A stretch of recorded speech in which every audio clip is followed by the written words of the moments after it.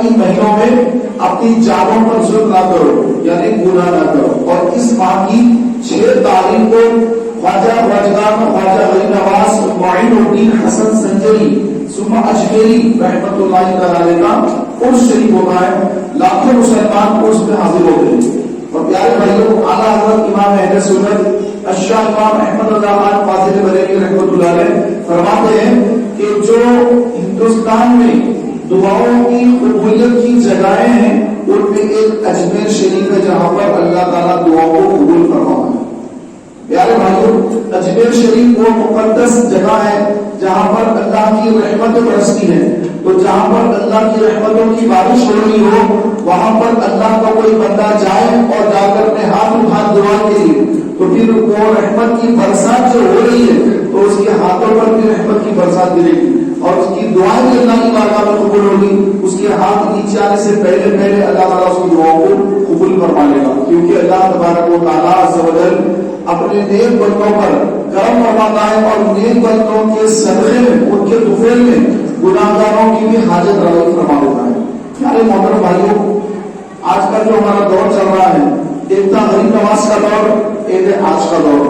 آج سے تقریباً 900 سال پہلے 850 سال پہلے سرکار غریب نواز خواجہ معین الدین چشتی رحمۃ اللہ تعالی علیہ ہندوستان تشریف لائے.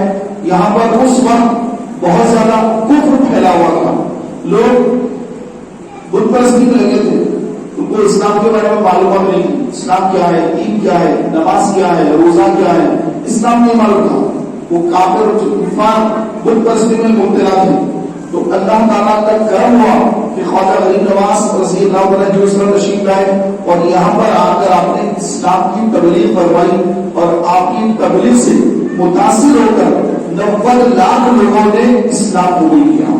میرے پیارے بھائیوں, اللہ تبارک و تعالیٰ عز و جل نے ہمیں جو مسلمان بنایا ہے یہ سرکار غریب نواز رضی اللہ تعالیٰ عنہ کی آمد کی برکت ہے.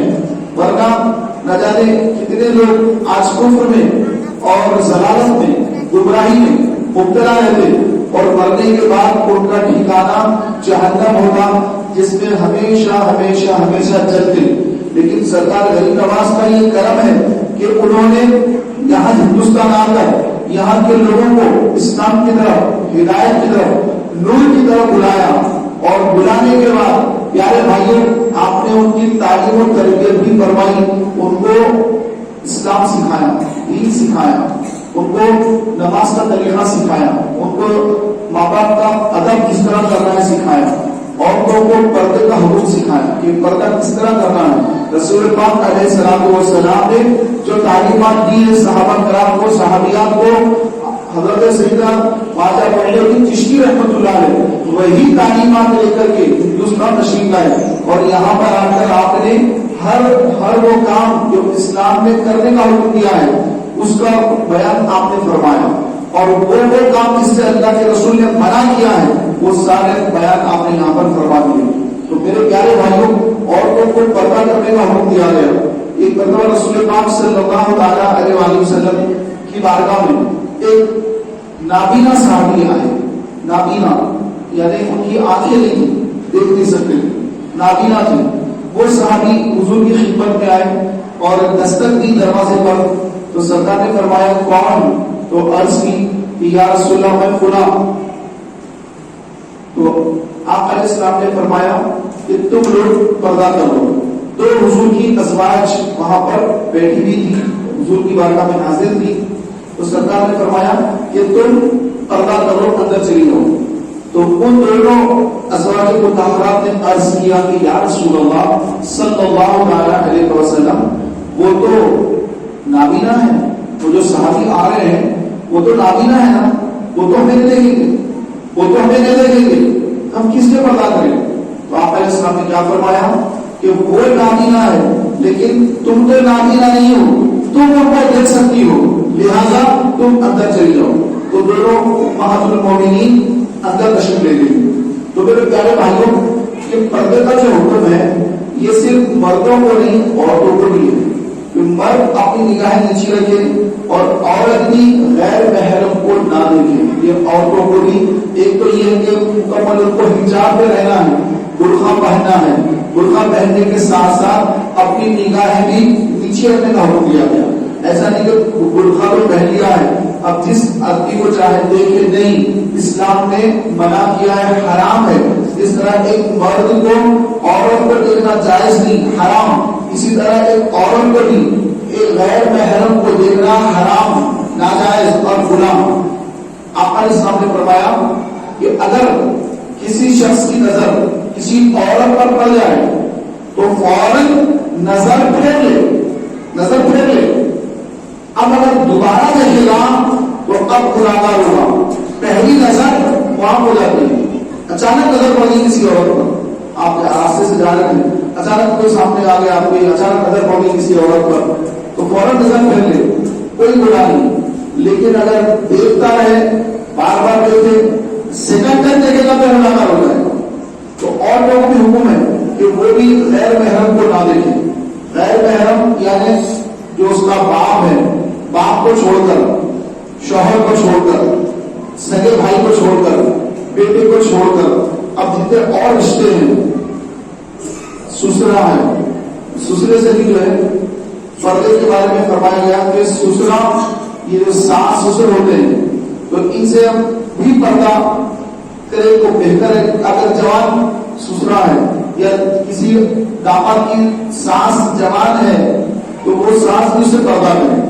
بولی ہے تو مزہ کا نہیں کہ بے پردہ ہو کوئی مشکل ہے. اسی طرح سسرا، سسر جو ہوتا ہے اگر وہ جوان ہے تو اس سے جو ہے بہت ہو چاہیے کہ وہ تھوڑا پردے میں رہے. اور اگر سسرا بوڑھا ہو چکا ہے تو پھر اس سے پردے کی حاجت نہیں.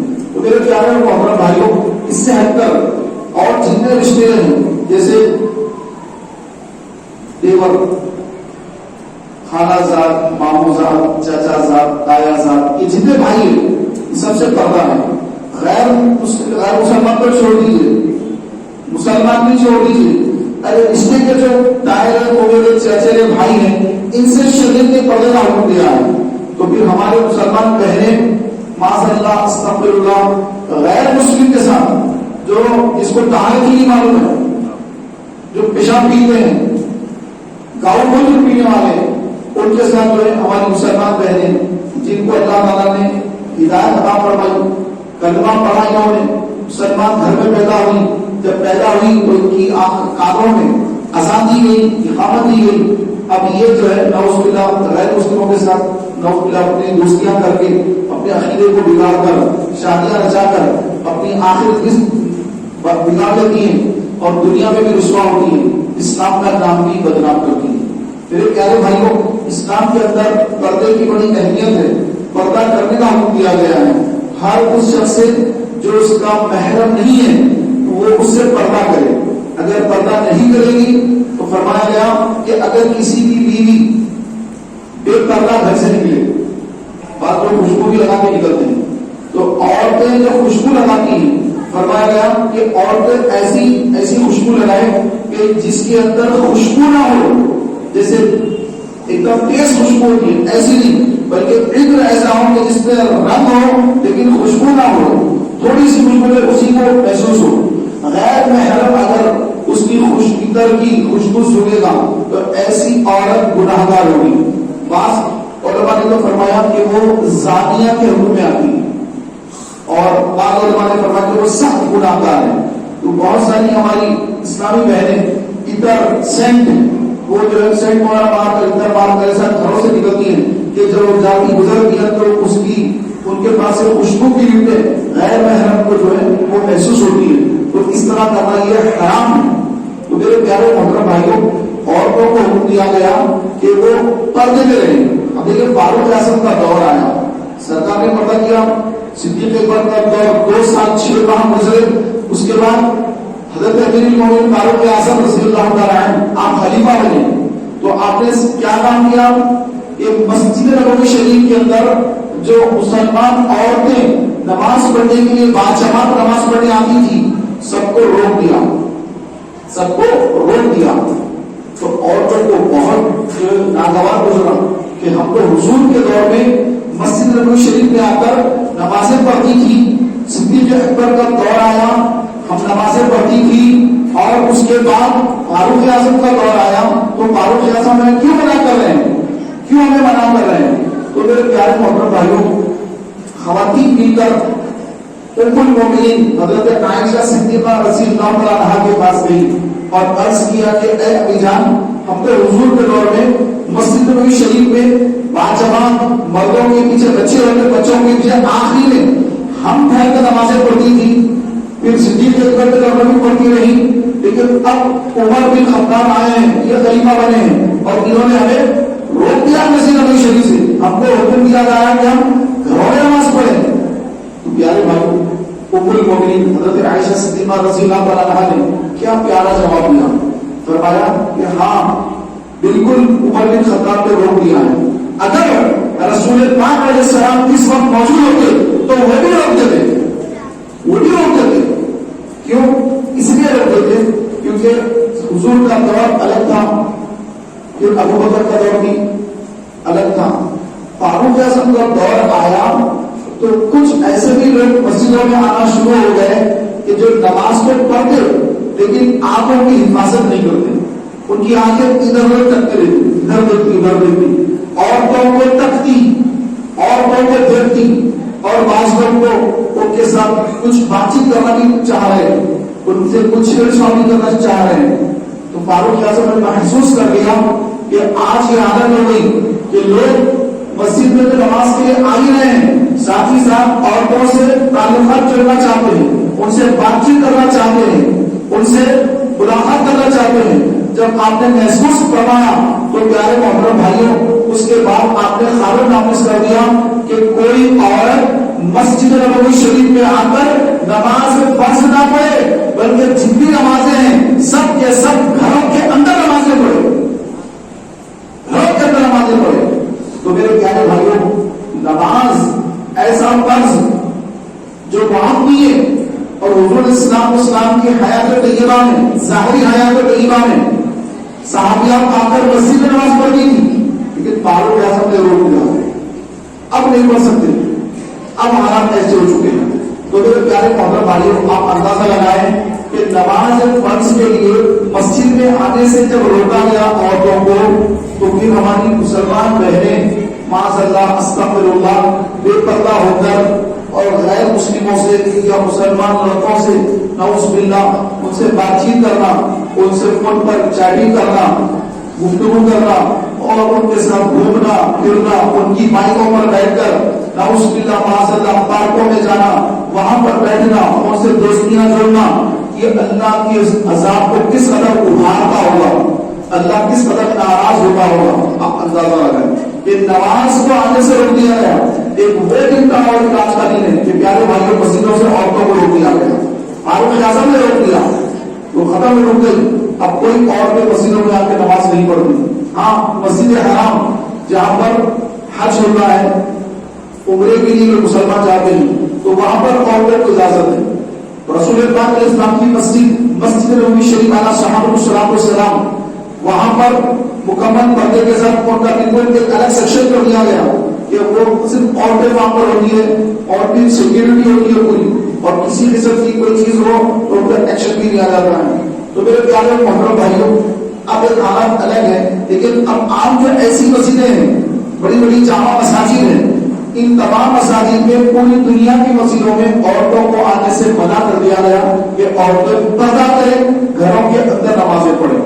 بعض لوگ تراویح پڑھتے ہیں، خواتین کی تراویح، اے بھائی فرض نماز کے لیے مسجد میں آنے سے روکا گیا، تو تراویح یہ تو سنت موقعہ علی الکفایہ ہے، رمضان میں جو تراویح پڑھتے ہیں تو بعض لوگ تراویح بھی جو ہے خواتین کی تراویح پڑھاتے ہیں، تو ایسی خواتین کی کوئی تراویح کی نماز نہیں ہے، بلکہ خواتین کو فرض نماز روک کر مسجد میں چھوڑ کر گھر میں بیٹھنے کا حکم دیا ہے، تو آپ تراویح کی جماعت کہاں کرا رہے ہیں؟ تو اور اپنے گھروں کے اندر نماز پڑھے اور اپنی عصمت کی حفاظت کرے، غیر محرم سے گفتگو نہ کرے، اس سے دیکھے نہیں، اس سے بات چیت نہ کرے، بلکہ نگاہیں نیچے رکھے۔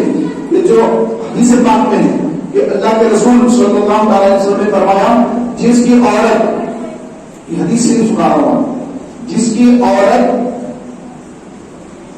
خوشبو لگا کر، کھلے بال ڈال کر، کھلے بال ڈال کے نکل جاتے ہیں، جس کی عورت بے پردہ نکلے اور اپنے بالوں کی حفاظت نہ کرے، یعنی عیب ہے بالوں کو دیکھتے رہے، ایسا اس طرح بے پردہ گھر سے نکلے اور اس کا شوہر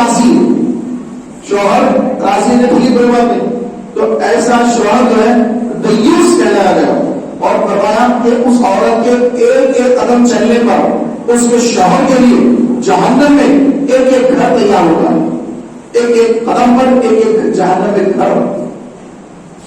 اور ایسے شخص کے بارے میں فرمایا کہ وہ دیوس ہے جس کی بیوی بے پردہ ہو اور اس کا شوہر اس کو سختی نہ کرے، اس کو گوشے کی پردے کی تلقین نہ کرے، تو ایسا شخص جنت کی خوشبو بھی نہیں سنے گا، جبکہ جنت کی جو خوشبو ہے 500 سال کی دوری سے وہ لوگوں کو محسوس ہوگی کہ جنت کی خوشبو آ رہی ہے، جنت کی خوشبو آ رہی ہے۔ لیکن جو دیوس ہوگا وہ جنت کی خوشبو ہی نہیں سنے گا، جب جنت کی خوشبو ہی نہیں سنے گا تو جنت میں جائے گا کہاں سے؟ تو میرے پیارے بھائیوں، آج بہت سارے لوگ ہیں کہ اپنی بیویوں کو جو ہے وہ بے پردہ لے کے چلے جاتے ہیں، دوستوں کے سامنے بے پردہ ان کو کر دیتے ہیں، اور شاپنگ مالس میں یا دعوتوں میں جہاں چاہے لے کے چلے جاتے ہیں جہاں پہ پردے وغیرہ کا کوئی اہتمام نہیں ہوتا، اور ان کو کوئی برا بھی نہیں لگتا کہ کوئی بات نہیں آپ چل رہا ہے سب، میں تو امریکہ میں تھا تو وہاں تو ایسے ہی، میں تو وہاں تھا وہاں تو ایسے ہی۔ تو یہ سب پرانی چیزیں ہیں، بعض لوگ معذرت اس طرح کی باتیں کرتے ہیں اور اپنی بیویوں کو بے پردہ کرتے ہیں، تو ان کے لیے جہنم میں ایک ایک گھر تیار ہو رہا ہے۔ تو مرنے کے بعد میدان حشر میں جب ان کا حساب و کتاب ہوگا، جب ان کو سمجھ آئے گی کہ یہ میں نے کیا کر دیا۔ تو میرے پیارے بھائیوں، یہ آج کرناٹک کے اندر قانون نافذ کرنے کی کوشش کی جا رہی ہے کہ مسلمان بچیاں برقع نہ پہنیں، تو یہ بہت ہی بدبختانہ بات ہے، اور مسلمانوں کو اس میں یکجٹ ہو کر اس جو قاعدے قانون کو لانے کی کوشش کر کے ہماری بچیوں کو بے پردہ کرنے کی کوشش کی جا رہی ہے، اس کے خلاف آواز اٹھانے کی ضرورت ہے، تاکہ ہماری مسلمان بچیوں کے جو حقوق ہیں وہ ان کو ملے۔ کتنی وہ غیرت مند بچی ہے، اس کی ویڈیو وائرل ہو رہی ہے، اس کے اندر کتنا اللہ کا ڈر ہے کہ میں ان سے نہیں لڑوں گی، مجھے رب کا حکم پردہ کرنا ہے۔ اس رب کو یاد کیا تو رب کی ایسی مدد آئی کہ اتنے غیر مسلم، اتنے کفار اس کو کچھ کا باقی نکال نہیں کر سکے، اور اللہ نے اس کی مدد فرمائی۔ تو میرے پیارے بھائیوں، من چدا وچدا، جس نے کوشش کی اس نے پا لیا۔ تو انسان کو کوشش کرنا ہے ہر کام کے لیے، کوئی کام ناممکن نہیں ہوتا ہے، مشکل ضرور ہوتا ہے، اور توجہ کی بات عرض کر رہا ہوں، کوئی کام ناممکن نہیں، مشکل ہوتا ہے، اور جس نے کوشش کی اس نے پا لیا۔ اللہ تعالیٰ کی بارگاہ میں دعا ہے کہ مولا تبارک و تعالیٰ ہماری مسلمان بچیوں کی حفاظت فرمائے اور ان کو پردہ کرنے کی توفیق عطا فرمائے، اور جو پردے پہ ڈٹی ہوئی ہے مولا تعالیٰ ان کی غیب سے مدد فرما کر ان کو کامیاب فرمائے، اور پوری دنیا کی ہمارے اسلام بہنوں کی اللہ تبارک و تعالیٰ عصمت کی، ان کی عزت کی حفاظت فرمائے، ان کی جان کی حفاظت فرمائے، سب کو لمبی اور اچھی صحت عطا فرمائے۔ آمین بجاہ نبی کریم صلی اللہ علیہ وسلم۔